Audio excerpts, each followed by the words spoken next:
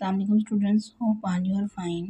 New basic science grade 7 का आज हम न्यू चैप्टर स्टार्ट करेंगे। Chapter number 5 structure of an atom. उसकी हम एक्सरसाइज को सॉल्व करेंगे। सबसे पहले देखें, याद रखें कि प्रोटॉन हमेशा पॉजिटिव होता है, दोनों पी से शुरू होते हैं और प्रोटॉन और न्यूट्रॉन न्यूक्लियस के अंदर बेस्ट फ्रेंड की तरह रहते हैं, जबकि इलेक्ट्रॉन बाहर घूमते रहते हैं। सो इसलिए पहला MCQs देखेंगे। Choose the correct answer. Which statement is true?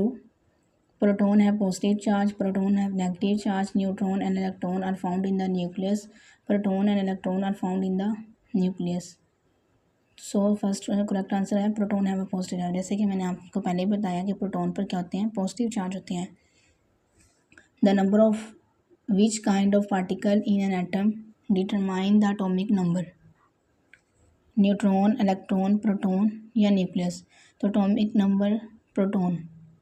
जैसे कि एटॉमिक नंबर को एटम का रोल नंबर समझे, जैसे आपकी क्लास में आपका रोल नंबर यूनिक होता है, वैसे हर एलिमेंट का एटॉमिक नंबर उसके प्रोटॉन से पहचाना जाता है। तो एटॉमिक नंबर उसके प्रोटॉन से क्या जाता है, पहचाना जाता है। सो इसका करेक्ट आंसर प्रोटॉन होगा। What is the valency of group 4 element? 1 2 3 4। तो ग्रुप 4 के एलिमेंट की वैलेंसी क्या होती है, 4। इसको हम ऐसे देखेंगे, क्यों कहा जाता है, क्योंकि उनके पास 4 की एलिमेंट की वैलेंसी इसलिए कहा गया है क्योंकि उनके पास दोस्ती करने के लिए 4 इलेक्ट्रॉन मौजूद होते हैं ग्रुप 4 पर। The mass number of is 40 and atomic number is 18। How many electron will be in an atom? 12 18 22 40 18। इसको आप ऐसे समझें कि अगर एटॉमिक नंबर 18 है तो समझ जाएं उसके पास 18 ही प्रोटॉन होंगे और न्यूट्रल होने की वजह से इलेक्ट्रॉन कितने होंगे, 18 ही होंगे। A vertical column in the periodic table is called period, group, element या all of this? Group. Vertical column in the periodic table में ग्रुप होता है और अगर हॉरिजॉन्टल कॉलम होगा पीरियोडिक टेबल में तो हम उसे पीरियड कहते हैं। वोकैबुलरी रिव्यू देखें। Electron in atoms are present in. Electron atom में किस में मौजूद होते हैं, शेल्स में, और जो क्या होती है अराउंड द न्यूक्लियस।